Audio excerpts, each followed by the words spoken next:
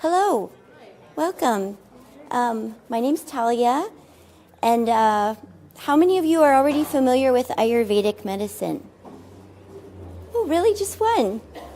Okay, a few. So for those of you who are familiar with it, I live in Santa Cruz, where it's very peaceful, pretty much. It's still the Bay Area, but it's pretty easy to park, and traffic isn't that bad. And I left Santa Cruz at 11 and got into the kitchen here at 3. So I'm not saying this to you so that you feel sorry for me, but my stress levels were going up, which is like what you would call my vata was being majorly aggravated, if you know what that means. Vata is air and ether, and it represents the elements of air and ether, of which 2 of the 5 element theory that Ayurveda is based in. So it's like when you've got a lot of vata going on, which is actually this fall season, it's like anxiety, worry, guilt, all the emotions that kind of make you just leave your body, which is why the best foods for somebody who has a lot of this vata uprising energy would be foods that bring the body back down and bring the mind back down, right? Like root vegetables that grow underneath the earth. They're so grounding that they don't even grow above the soil level. Or nice, something like oil. Like if I could, I would just pour this bottle on top of my head. Because just the weight of it would be so relaxing. Just the weight of it, but also the medicinal qualities of really live, healthy oils, meaning most oils that have not been cooked are very, very nourishing. The skin absorbs them and soaks them in, like the way that we drink water, the way that it absorbs that way. So in Ayurvedic medicine, we use oil as a remedy for dehydration, as well as grounding, as well as lubricating the joints, lubricating the colon. And that's what this season, the fall season, is all about. It's the season of lungs and large intestine.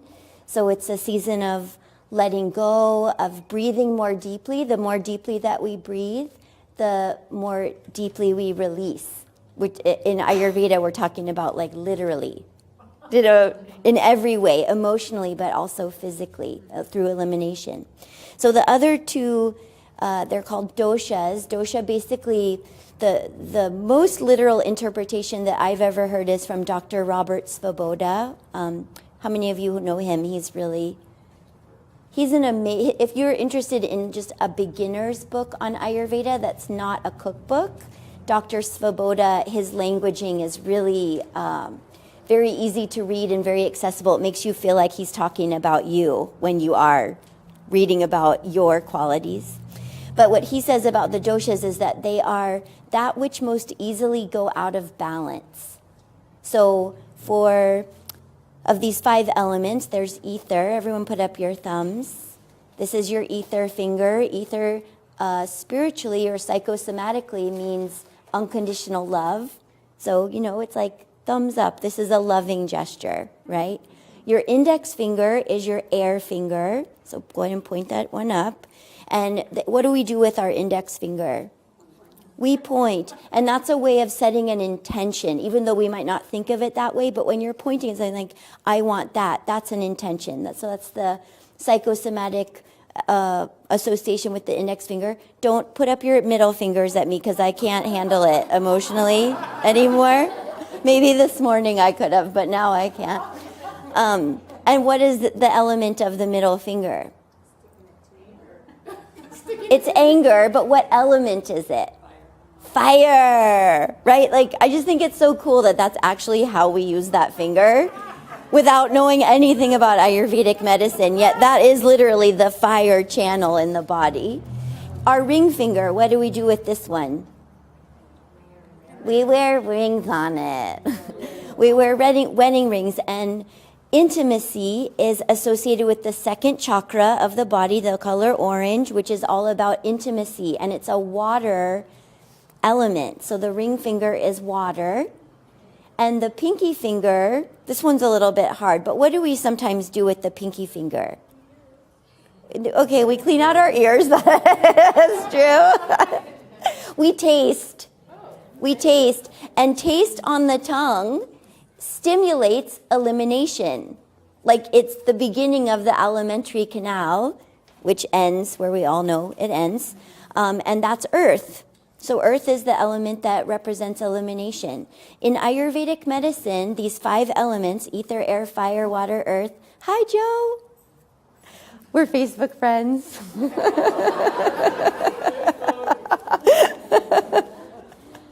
Those 5 elements are whittled down a little bit more into 3 doshas, vata, pitta, and kapha. How many of you have heard of those terms? Okay, great. So then if you've heard of those terms, you know more Ayurveda than you think you do. And in my book, the Ayurvedic Vegan Kitchen, you'll see for every recipe, it's going to say, like for tridoshic spice mix, it says, balances vata, pitta, and kapha.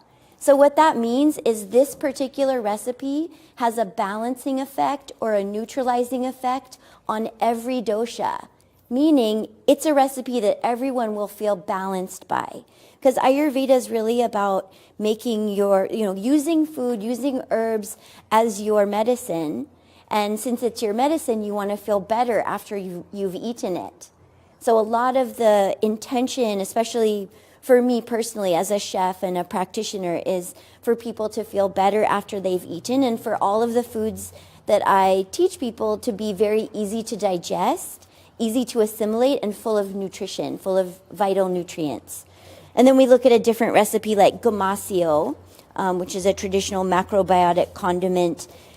Gomasio decreases vata, right? So my vata was aggravated, which means my vata was increased. Or if I'm you can't always tell what somebody's body type is when you just look at them. So many times some of us are more by the book and it is more obvious, but a lot of us it's more mysterious, like you need to have your pulse read or you need to really dive more deeply into Ayurveda to know what your constitution is.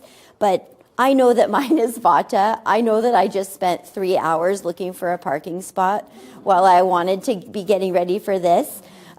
So this recipe decreases vata. Would this be a good recipe for me or no right now? Oh, it would be really good. And then it balances pitta and kapha.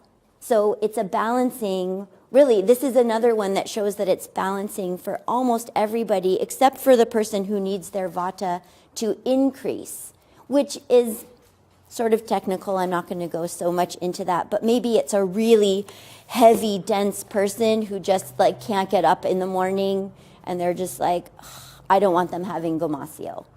I want them to have the digestive spice mix or something that's a little bit lighter elementally. We're really just looking at the chemistry of food and the chemistry of the recipes and then matching them to the people, right? So that being said, you don't have to know Ayurveda or be a vegan to enjoy this cookbook. It's a wonderful cookbook for just having really nutritious, delicious vegetarian and vegan food. It's not necessarily Indian food either. That's a great question. So Ayurveda does originate from India. It's 5,000 years old approximately, and yoga is the exercise program of Ayurveda, so it's very Indian rooted. But my perspective as a practitioner and as a chef is that you can put your Ayurveda glasses on and look at any food because everything is made up of these 5 elements. So I'm just taking the chemistry of vegan foods and applying Ayurvedic medicine to them, which has been, the feedback I've gotten about the book is that it's been really helpful for the vegan community who thought they couldn't practice Ayurveda because Ayurveda focuses so heavily on ghee and milk and yogurt and buttermilk. But again, we're just looking at the elements of even those foods and finding substitutions for them. It's not a one-to-one substitution that's perfectly exactly the same, but to put raw olive oil on your food as a vegan instead of ghee on top of your food would totally lubricate your digestive tract and make you feel more hydrated and looser joint, more hydrated in your joints. Coconut oil too. Coconut oil's cooler. So what I recommend in my book, I really only, I think the only oil I ever cook with in the recipes is coconut oil, because it does have the highest smoke point. There are Ayurvedic cookbooks where sunflower oil is used as the cooking oil or sesame oil, but I feel that from a nutrition standpoint, coconut oil is really the best one to cook with. And Nutiva brand coconut oil, for those of you who are like, but I don't like coconut, I don't like the taste of coconut. It's one of the mildest tasting coconut oils, so it's not going to make your food taste super coconutty. And after you've done it a few times, you really start to, the coconut taste gets more and more in the background of what you're tasting. And red anyway. palm oil?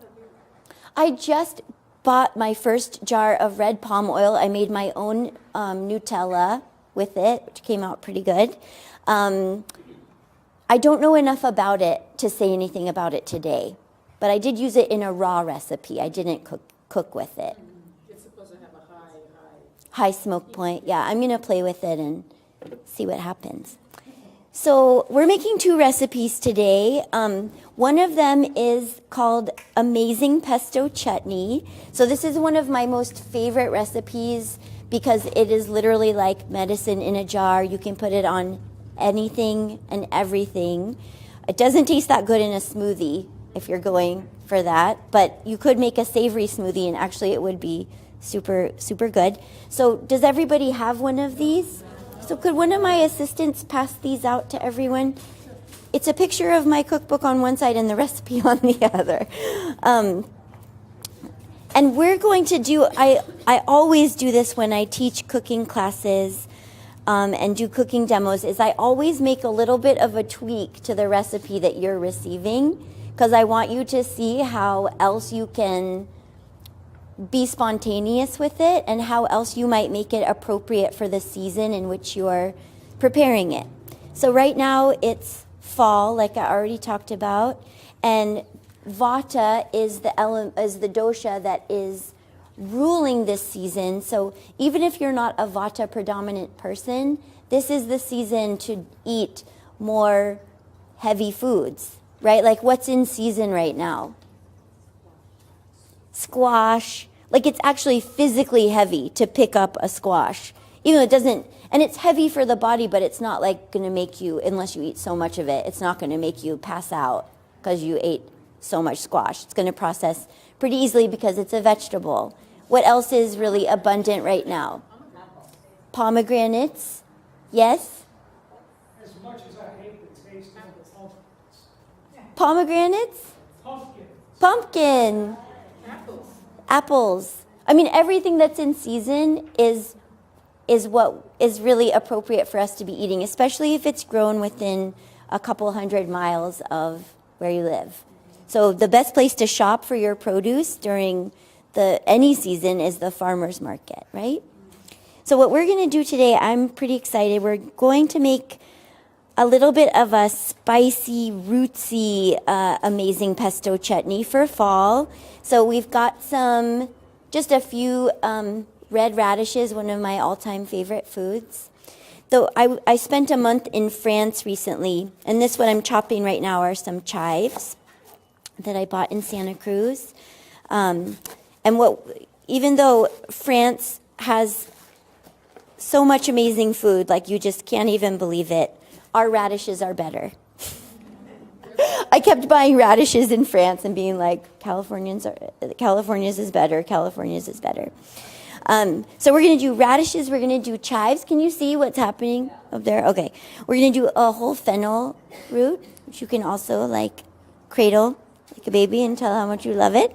I love fennel. Fennel is really wonderful for women in menopause because it has a cooling, hydrating factor to it. Any white vegetable that actually you see the white in the produce itself has a good amount of potassium to it. So that's why it's really nice and hydrating for women who are overheated. And then this is a bowl of arugula, which has a spice to it, yes, and basil, which also has a warmth to it. So I'm using all warm, rootsy herbs for this particular pesto. I think I'll do a little bit of ginger root and maybe a couple cloves of garlic as well, just to totally make it for this season. If we were in spring, I'd be doing more like dandelion greens and cilantro, things that are more specific to liver and gallbladder. But this is lung and large intestine season, so that's where I want to focus my energy. Everything making sense so far? Okay. And this is, I heard a no. You can ask a specific question if something's not making sense to you. So you can make this recipe in a blender, but food processor is going to be a little bit easier, meaning the recipe's easier on a food processor than it is on a blender. And one thing to make it easier, I'm just going to eyeball the amount since I've made this at least 100 times. You have the exact recipe in your hands.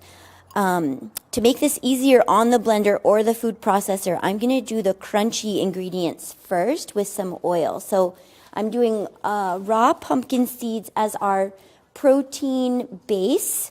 It's going to give a creaminess and a substance to the pesto, kind of like what we would normally use pine nuts in our traditional pestos, but you can use any nut or seed. I just recommend that it's raw. And then we're going to put some seaweed in here. So we're really lucky in California. We have seaweed growing really all along the California coast, but this was harvested in Mendocino. And this is nori, which is my personal favorite seaweed. Now this is going to add flavor. Of course, it's going to add like a saltiness, but seaweed is a complete protein. So I have now a second protein source in my amazing pesto chutney, which I want you to think of as a medicinal condiment, right? So we've got lots of protein for ourselves right now. And sorry? I bought it at a health food store in Santa Cruz, but it's sold at other avenues. Co-op in San Francisco has it, and Whole Foods, I think, carries some California seaweeds. Rainbow for sure has it. Yeah. Berkeley Bowl totally has it. Yes. Yes. This is Celtic sea salt. Yes. I also brought some, this is Himalayan black salt if anyone wants to smell it. This one I like to use in the fall because it has a higher amount of sulfur. So it's really a little bit more warming, a little bit more specific to the colon. You can smell that at the end if you want. So I'm going to give this a little, do a little turn with this before I add the herbs.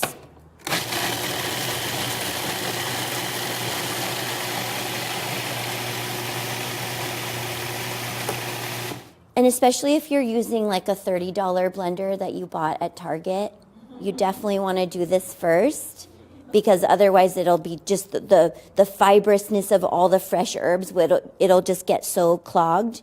You'll be like, I have to take half of it out and do it more in smaller batches. So this is key.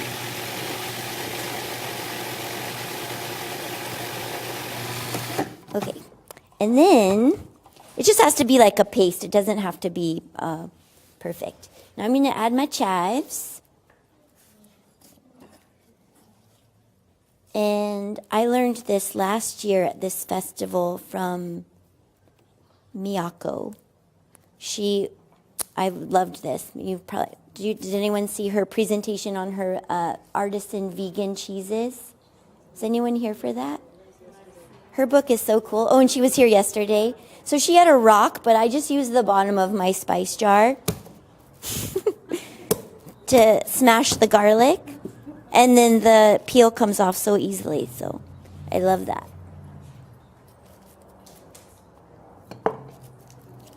So we'll do a few cloves of garlic, and hopefully it isn't too spicy for any of you pittas.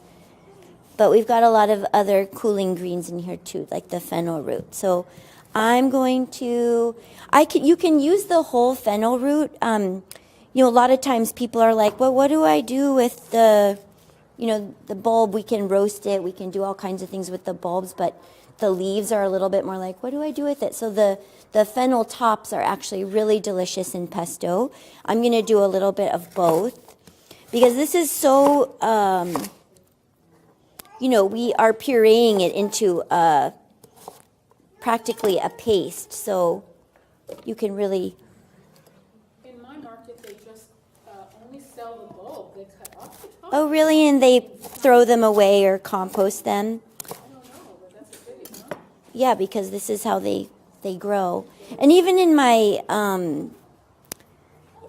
catering company, when I have people assisting me and they maybe are new to the kitchen, they're like, I'm always kind of looking over just to see, like looking over at the compost bowl to be like, no, actually, you can use that. You can use that. I use almost the whole plant, like so the bulb, the stalk, whenever, almost always. So we mixed the arugula and the basil together. So in a food processor or a Vitamix, you can, you're not going to pack it down because it needs some air to be able to keep rotating. But I am going to add a little bit more oil, and then once this comes down a bit, I can add more herbs. This is lemon and lime juice. So in the fall, I like to do a little bit of both. Lime's really good for pitta. So if you're all fire, you can you could do only lime. You could substitute the lime or the lemon with apple cider vinegar or coconut vinegar. Let's get a couple of these radishes in here now.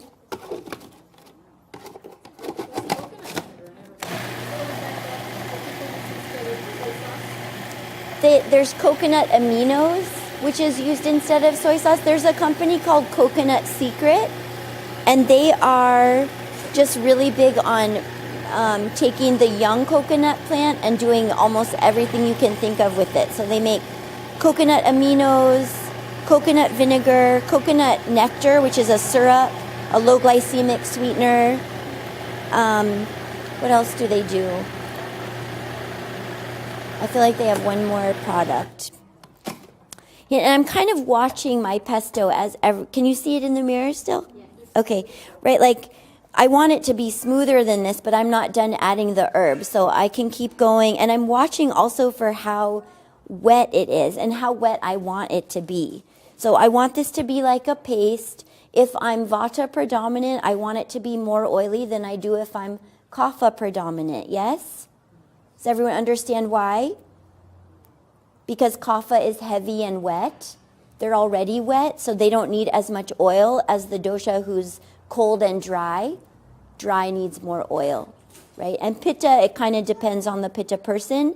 Some people who are very fiery are also very oily, so they don't need as much oil also. But that's not true across the board. So let's get some more of this radish in here. And this is my first time presenting here at the World Vegetarian Society. I've attended in the past, but I've never been a presenter, so thank you. Well, if you have any feedback for me afterwards, you can let me know. Let's do some ginger. And I use the skin because I had a Japanese cooking student who lived in Japan just for most of her life and has only recently kind of been living here. And we were skinning the ginger, and she was like, no, don't. That's where so many of the vitamins are in the skin. So now I just make sure I wash my ginger really well, and I only ever buy organic ginger, which usually comes from Hawaii. Let's do some more basil. Ginger has warmth, but ginger is anti-inflammatory. And when you're using fresh ginger, it's in Ayurveda, it's more specific to circulation. So, and I would say that anyone could do like fresh ginger tea, where you just take probably, half of this fresh ginger root and you chop it roughly. It doesn't have to be fine or minced. And you put it in about 8 cups of water. Let it come to a boil, simmer it for 10 to 15 minutes, and it's such good circulation medicine.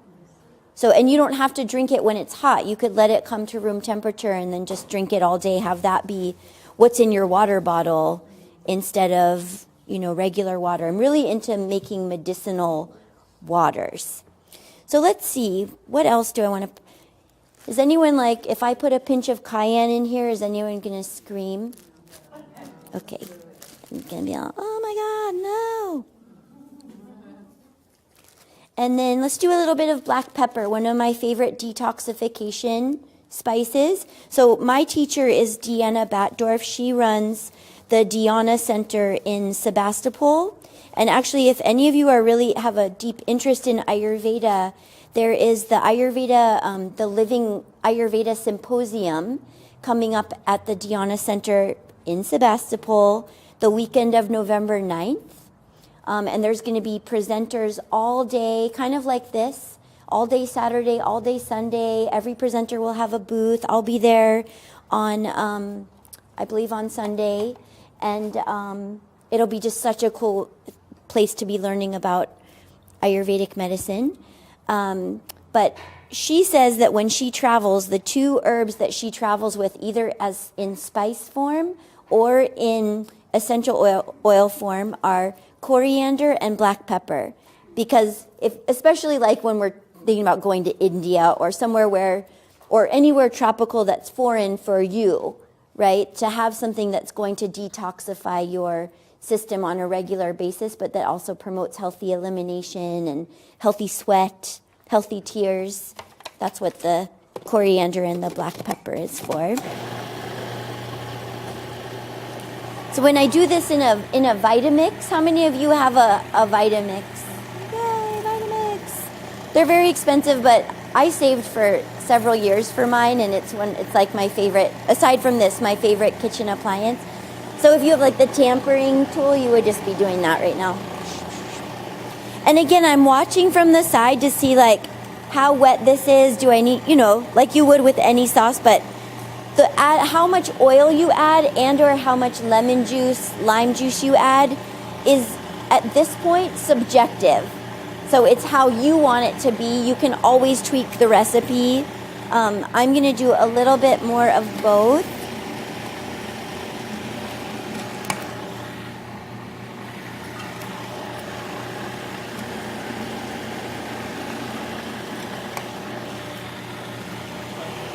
And then I'm also going to free this basil leaf. Where'd it go? Okay. Do a little bit longer.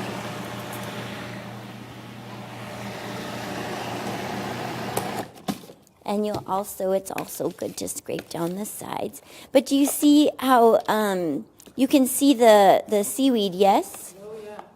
And so this to me is this is like a little bit thin to me as pesto. So I have more herbs. I want to keep adding my herbs. Usually for one batch I was like, I don't know how many people are going to be here. I was like, I better make a gigantic batch for this group. But normally 3 bunches of herbs, like the way that they bunch them at the health food store, is one of each is fine. So 1 fennel root bulb would count as one of those bunches of herbs. Today I'm using basil, arugula, fennel, and radish. And then I've also put some ginger and garlic in there. Yes?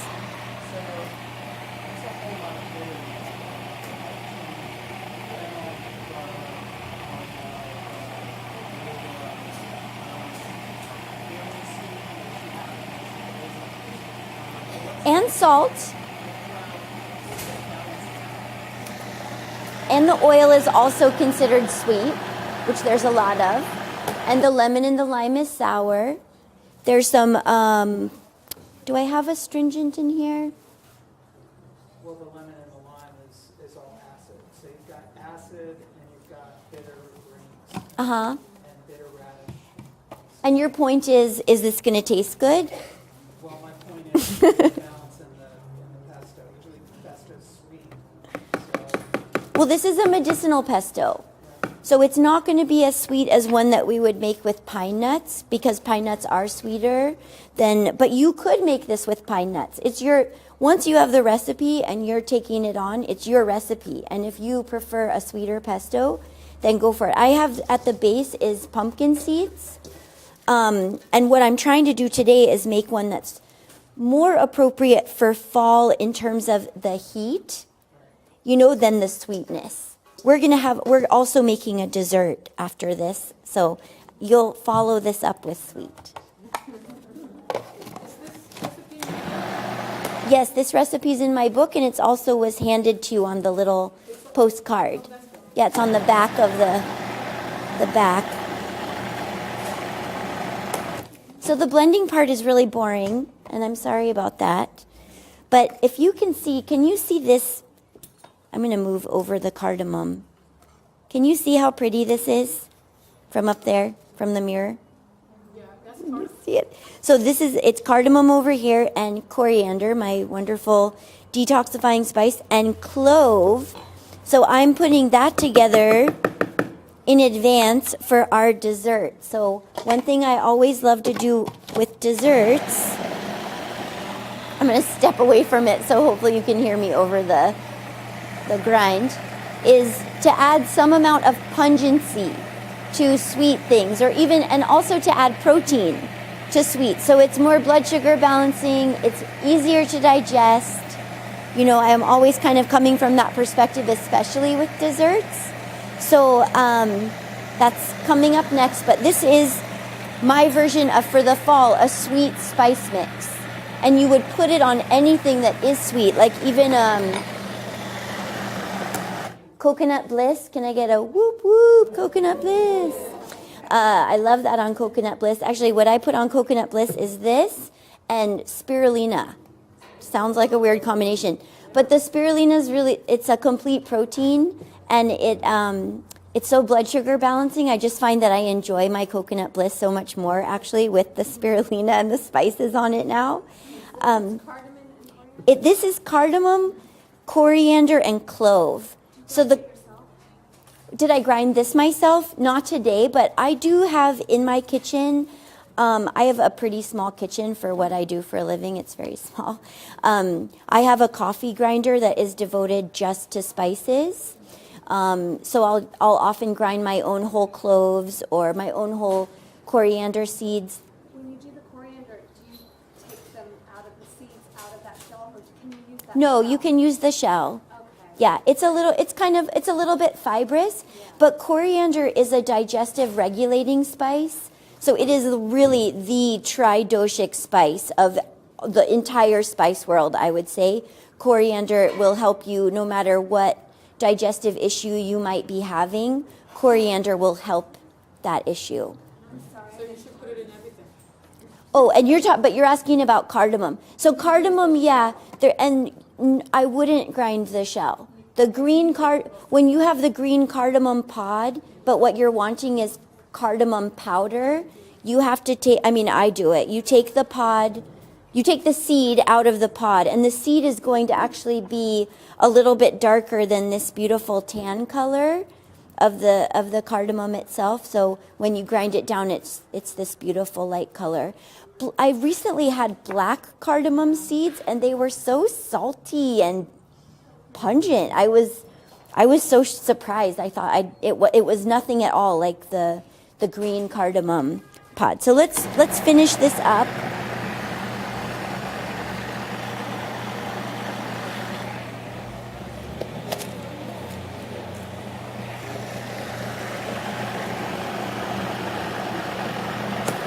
Now, if I wasn't in front of a class and I wanted to, keep entertaining you and move on, I would probably keep processing this for another couple minutes because I like for it to have a smooth consistency. So this will be a little bit more chunky, but it's very good. I'm going to add a little bit more salt and a little bit more oil. Ooh, you can really taste the cayenne. Whoa.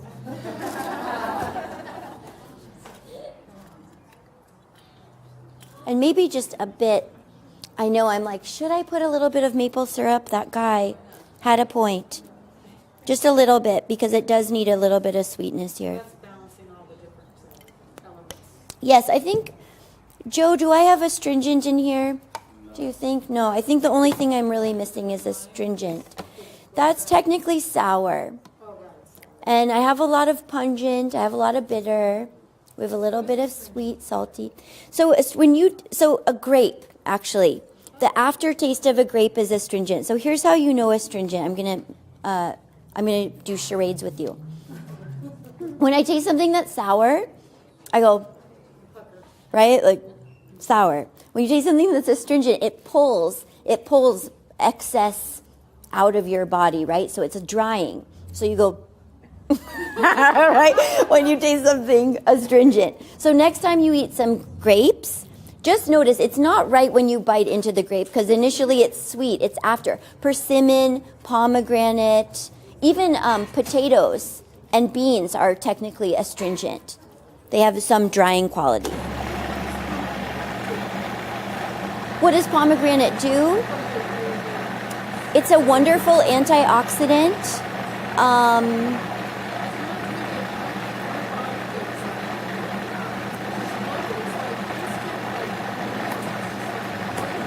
Yeah, pomegranate's very astringent. It's usually recommended particularly for pitta and kapha because it has that kind of that pulling excess out of your body, and then all the antioxidants are really fortifying your body, and it's juicy and it's wet. So, I love fresh pomegranate juice. And a lot of the farmers markets in the Bay Area, maybe we could have, and maybe there could be two of you doing this. I'm not sure where. Pat Lee here? Wait, let me get Pat. Pat's here. Thank you. Yeah, just to go faster, So and one then tablespoon, and everybody let's get started, and we'll be right like with about you. that much, and they're gonna get a spoon.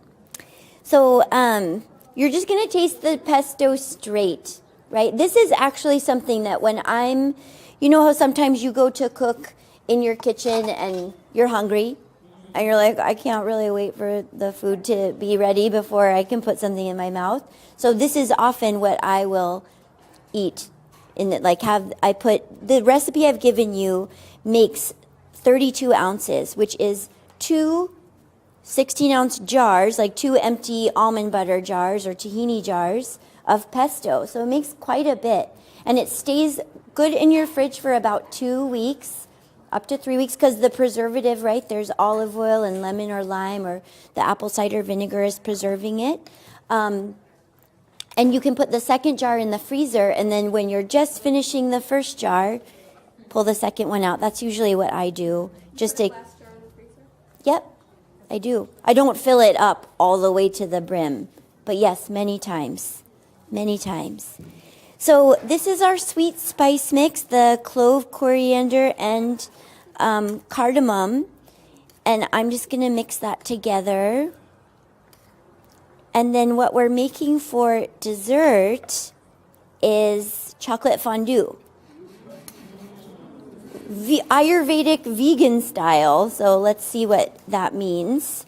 So one thing, because I'm really coming from, again, this perspective of nutrition, where modern nutrition meets this ancient wisdom of Ayurvedic medicine.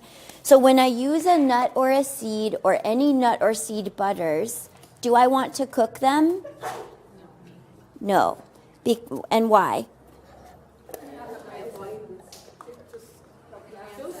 Rancid. It kills the oxygen that's part of a vital part of, especially an essential fatty acid, which would be like olive oil or flaxseed oil or hemp seeds or pumpkin seeds. So I also never want to use roasted nuts or seeds or roasted nut and seed butters. So you really have to read the labels, right, to find, and sometimes you can't. Sometimes you can't find like a tahini. Sometimes it is difficult to find truly raw tahini. It's usually dry roasted sesame seeds that go into it, but you can search. Maybe at Rainbow, but I would say that most health food stores do not have really raw nut and seed butters. Depends on the health food store. Some are better than others. Sorry? Organic sesame. No, this one is roasted. Sorry, I'm doing all this, but I didn't do all my own shopping this time. I always buy raw nut and seed butters. So for this recipe, we are going to be mixing. It's really, really simple to make your chocolate fondue. Do you like the pesto? Those of you who have it so far. And you could make it thicker, you could make it thinner. It could be a sauce over pasta or, all kinds of steamed vegetables, whole grains. For a savory breakfast, one thing that I'll do is I'll make quinoa and have it with the pesto and some, I'll have it with the pesto and what's the other thing? Like a coconut yogurt, and it's like a pancha karma kind of breakfast to do something like that. So for the chocolate fondue, I'm sorry I don't have a copy of it for you. I'm going to leave a copy of it here after the presentation so you can take a picture of it if you want. And it's in my cookbook if you want to buy a copy of the cookbook or if you already have one. All I've done is put the tahini into this bowl. And I'm so sorry. I did think that it was raw, actually. Yes? You have more spoons for the second sampling. These. Okay. But for the second sampling, it's the strawberry is what they're using as their dip. Okay. Yeah. So let me see. I think I put too much in here. I'm just going to take a little bit of this out, actually. So how much? So the recipe is to make just 1 cup, which is nowhere near enough for our group. I am going to make the whole thing. So the recipe, as it goes, it would be 2 tablespoons. Oh, okay. Yeah, of this. And I'm a real casual cook, so I like to create recipes that leave room for experimentation and making things a little bit more or less sweet, a little bit more chocolatey or not. So this recipe is definitely like that. So I have raw cacao powder, which is going to be very chocolatey. And in the recipe, it would be 4 tablespoons of raw cacao. But I'm also going to put some toasted carob powder in here, which I love. I love the combination of the two. And in Ayurveda, the raw cacao is going to be a little bit more sharp and heating, a little bit less appropriate for pitta, whereas the carob would be more appropriate for someone who's got a lot of fire. And the raw cacao is actually best for, who would you guess it's best for? Who would you guess raw cacao is best for? Kapha, because it has caffeine.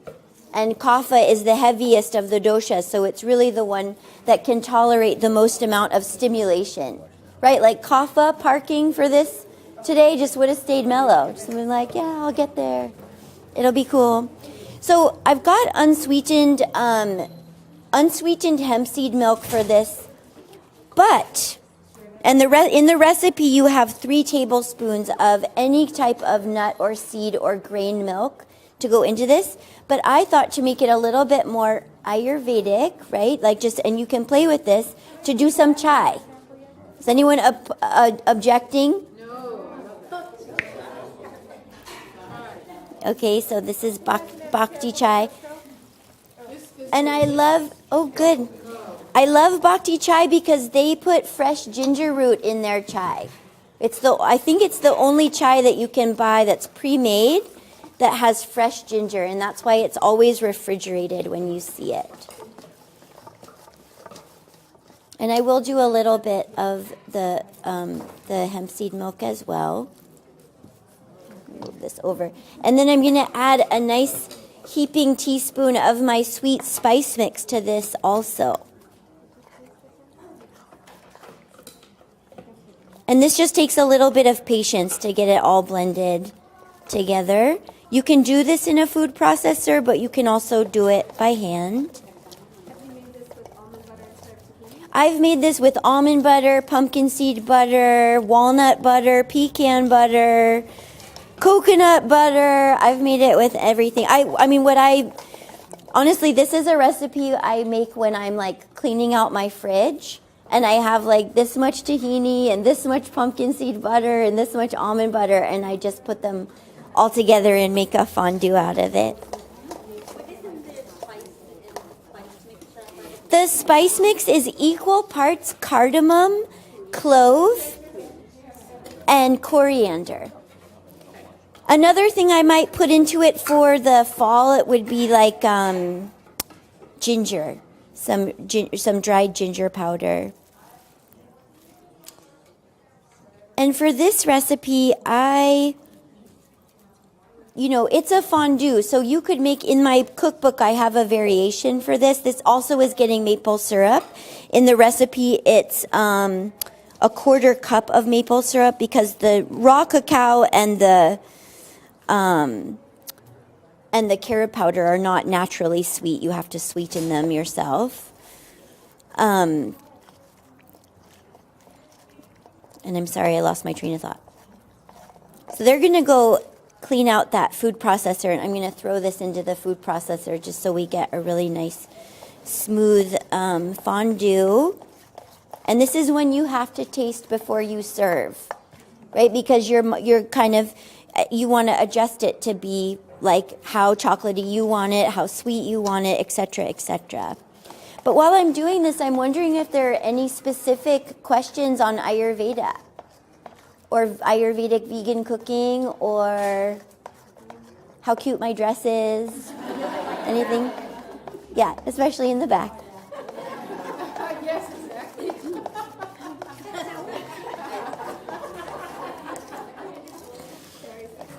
What about using essence, like, would it be Ayurvedic to put like orange essence or something? I'm so happy you asked that. Yes. So keep in mind, like, Ayurveda is looking at all herbs, plants, foods, including essential oils. Everything has their own elemental constitution, and you can use, when you know how to use them, you can use them to balance your dosha.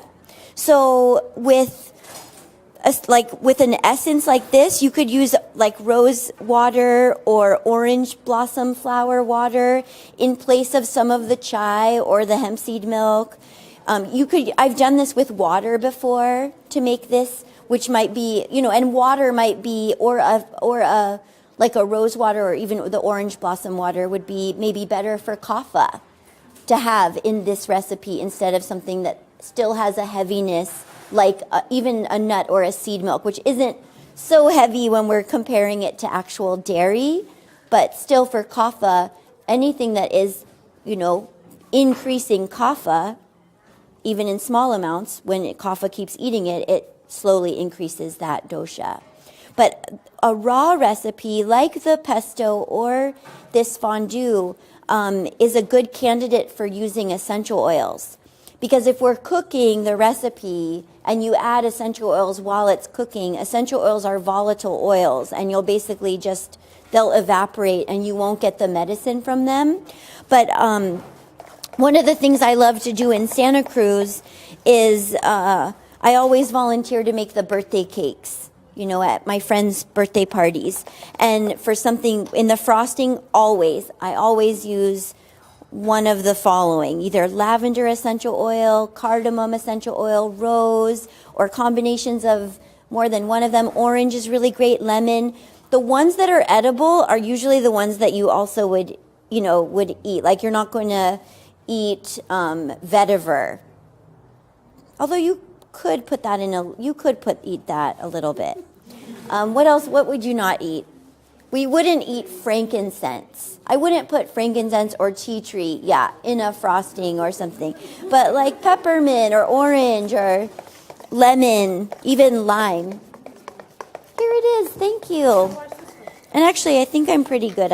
I'm changing my mind about needing the food processor. Cooking for a group of people and everyone has a different constitution. Are you trying to kind of go down the middle? Let me taste this really quick. Ayurvedically down the middle? If I'm cooking for a big group of people, which I often do, I usually base my menu on the season. And I make my spices as tridoshic as possible. So I make my food choices from like a tridoshic perspective, and maybe I'll have a couple of condiments on the table that are obviously taking everyone in one direction or the other, like a really spicy onion side, like a spicy onion coleslaw that somebody who knows that they don't do so well with raw onion and garlic is not going to touch because they'll be, no, I don't want that. Or having something, just having any like spicy pungent is going to always be best for vata and kapha, where I might have something really cooling for pitta, like a lemon, cucumber, water infusion or something like that. But when I teach cooking classes or I see clients for consultations, and that's one of their main concerns is like, well, everyone in my family is so different. I know that we're not all the same constitution. What should I do? My advice is usually to make pretty neutral bases, like brown rice would be one, or like a really neutral, something neutral like spaghetti squash. But then you have different condiments for, it like the recipe I showed you, or even this, I'm taking a long time because I'm talking, But the pesto, I usually make it in about 15 minutes. And like I said, it makes 32 ounces. That lasts a while. Like it takes me at least 2 weeks to finish 32 ounces of pesto. And a big section in my cookbook, the two biggest sections, because they're where I'm very passionate, are the condiment section and the dessert section. So there's lots in there. So what we're going to do with the fondue, and I have to taste it one more time, is we're just going to serve it with a little strawberry. And maybe I'll do better on my samples next time. I feel like I could have done a little bit better there. Maple syrup. Do you need this for that? Are you going to be using this for that? I think I won't. I'm changing my mind. I like it. I'm going to add a little bit more chai, actually, which is... And do you have a sense of how kid-friendly your cookbook is on a scale of 1 to 10? On a scale of 1 to 10, I would say that my cookbook is a 7.5 on kid-friendly recipes. Yeah, I had some kids as my recipe testers just for a few they were involved in a few recipes, and they all loved. Even one of the real spicy lentil soups, the kids were they loved it. So, yeah. All right. So I'm going to keep taking questions if there are any while... The background question, she wanted to know if chai was an herb. Well, chai is made from, that's a really great question too. Chai, if you go to India and you order chai, it means black tea with milk and sugar. Is that true? There's actually usually not any spices or herbs in a real Indian chai. I love Indian chai. It's one of my favorite things in the whole world. The chai that, in my cookbook, and the chai that we're more familiar with here in the States is herbally based. So there's usually ginger, black pepper, cardamom, cinnamon, clove. It could be a varying degrees of those spices, and even a couple others, sometimes coriander seed as well. This chai, and then sometimes it has black tea and sometimes it doesn't. So when I go to a coffee shop and I'm ordering chai, it's going to be a spicy tea, and I have to ask them, does this have black tea in it or not? Depending on if I care, how much I care that day, I guess.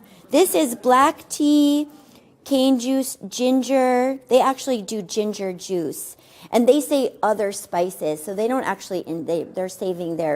They're protecting their recipe, I guess, by saying that. So the fondue's ready to be sampled out. Great. It's just like a strawberry with some fondue, so they can pick it up. Are we going to put one strawberry in each little cup? Yeah. You can open this up a little bit. Okay. Are those strawberries washed already? Or? Yes, they're washed and ready. So what else? Any other questions? In your book, do you go into then the with, alongside the recipe? I do. I do. Each recipe, each recipe is a little bit different, but at the bottom of most of the page on most of the recipes, I say something like, this is what this recipe is especially good for. This is, and also just the indicator too is who it's balancing for. And there's variations on a lot of the recipes as well. So if the recipe itself is like maybe increases kapha, for example, I might give a variation on that is balancing for kapha. But does it also have to do with how you feel at the moment? It could, yes. So when we're talking about Ayurveda, there's really two components to it. There's your core constitution, which Ayurvedic medicine says was set at the moment you took your first breath. Not just from your parents, it's so karmic, it's been written in the stars forever. Oh. That's how I interpret it. It's all like you were totally meant to be here as you are. And so when an Ayurvedic practitioner reads your pulse, they're reading your core constitution at a very deep level of the pulse. Above that level, the other levels of the pulse it's called your Vikruti, and it's could change with great frequency depending on how often you travel, how often you change the foods that you eat, how often you change your lifestyle habits, or if you just have like big changes in your life. So, but the thing is when you read that pulse, you can tell, a trained practitioner can tell if there's something that's been chronic or something that's acute. So when you get an Ayurvedic pulse reading, I don't know how everybody does it. I know how my teacher does it and how I do it. It's a bigger consultation than just this is your core constitution, and therefore you should only ever eat the foods that match up with your core constitution. Because you could be, for example, Vata Kapha, so cold and then wet and cool, but have Pitta imbalances all over the place. So you really have to find out this stuff. If it's a lifestyle practice. So Ayurvedic medicine works when you apply it, where it's not a magic pill, although it can be as easy as, for some people, like, well, do you put essential fatty acids on your food every day, and do you eat enough spices? Or do you eat enough of the right kind of spice? Right? Like if I'm Pitta predominant and I'm really hot and fiery, I don't want to be eating spices like clove and cayenne every day. I want to be eating like rosemary and dill and coriander. But if I didn't know that, just that amount of knowledge could change everything. And I don't have time to go into it, but that was a huge part of my path with Ayurveda as I was becoming a yoga teacher. And at my yoga teacher training, I broke out in this unbelievable rash that, and I was so itchy I couldn't sleep, and all I was doing was meditating and practicing yoga all day. So I was like, what is going on? And when I found Ayurveda, just to introduce spices into my life, literally changed my life path. Within 6 months of eating for my constitution and for the imbalance that I was experiencing, I had my skin had improved by 85 to 90% in that 6 months, and I was more. Not like I have a new personality, but I was much more insecure and much more like kind of a lost little puppy. And, I think I exude like a passion for what I'm doing, and it built so much confidence for me. And even in my physical body, I lost like 10 or 15 pounds of water weight that had always felt like, why can't I get this off? I was an over-exerciser and a bulimic college student, and it wasn't until I really started using Ayurveda daily in my food, which is the best way to do it, because every day you have to eat all day, every day. It's like the thing we do the most often. So like might as well at least make it your medicine. Even 50% of the time will create a huge improvement. So my favorite way to teach people to use Ayurveda is through food, which is why I write cookbooks and not like scholarly texts. That's not me. But so my cookbook is for sale today, and I want to give you a gift as well for all of you who are here today. I know I live in Santa Cruz, so it may be, you're like, oh, well, whatever. But I'm handing this to you right now. So you open your hands. Actually, go like this.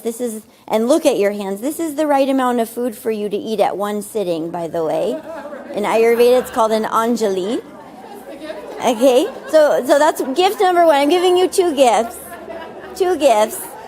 Number one is the knowledge, okay? Number two is I'm putting in your hands a $20 gift certificate towards my Ayurvedic pulse readings, and you can use that if that's in the stars for you.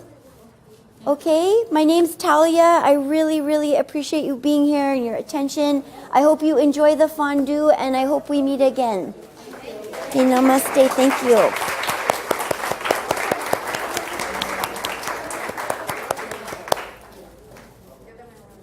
Thank you. Yes, and this lovely woman, Mary Louise, is going to help you with that.